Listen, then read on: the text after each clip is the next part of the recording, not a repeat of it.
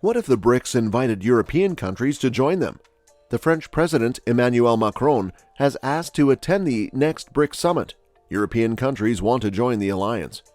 In March 2023, France executed an unusual financial maneuver by utilizing the Chinese yuan instead of the customary US dollars to settle a liquefied natural gas agreement with the United Arab Emirates. This marked the first instance where a European nation, which is an ally of the US, conducted a substantial transaction using the currency of its rival. This noteworthy occurrence, according to Cointribune, sheds light on the ongoing geopolitical competition targeting the US. Would France try to distance itself from Washington? Is she simply refusing to put all her eggs in one basket? In any case, another astonishing fact: French President Emmanuel Macron has requested that his South African counterpart, Cyril Ramaphosa, be invited to the next BRICS summit, which is scheduled to take place in Pretoria. An interest echoed by France's foreign minister, who believes that dialogue is always positive, even when we are not 100% in agreement on everything. Are there signs of France's interest in BRICS? For her part, South Africa's foreign minister assures that a French presence at a BRICS summit would be an innovation, but I'm not sure everyone likes it. We recall that Emmanuel Macron's request for an invitation to the Economic Community of West African States summit in Dakar in October 2022 enraged several participants, and the meeting was eventually cancelled to avoid offending the member states or the French president. This time, however, the situation is different. Could France become the first European country to join the BRICS? Given that France is one of the world's most powerful economies, the question may appear absurd. This question, however, is not without significance. Indeed, recent events indicate that France may join this coalition of developing economies. Among these events are recent remarks by Macron.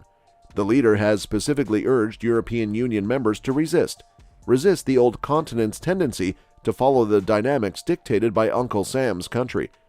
This resistance policy would imply that Europe should avoid getting involved in crises that are not its own. It refers to the possibility of the US defaulting on its debts. According to Macron, this situation exacerbates the risks associated with the US dollar, on which Europe must work to reduce its reliance. As a result, France is becoming less dependent on the US dollar.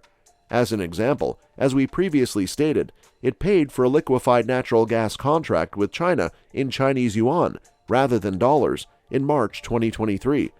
This was the first time a European country allied with the US conducted a significant transaction in its rival's currency. This significant development speaks volumes about the geopolitical warfare being waged against America.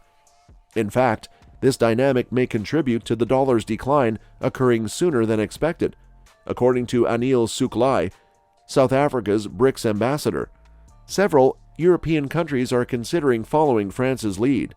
Could these be some of the significant changes announced by Arthur Hayes as potential influencers of cryptocurrency prices, particularly Bitcoin?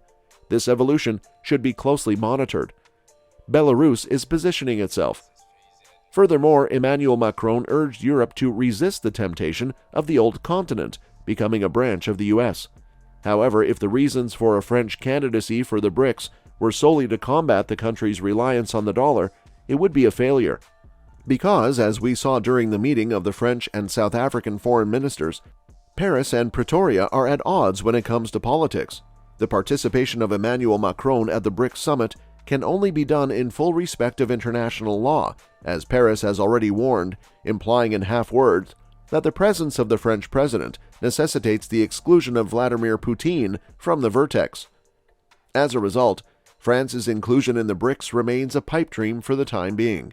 However, this does not rule out the possibility of the BRICS welcoming other European countries in the future.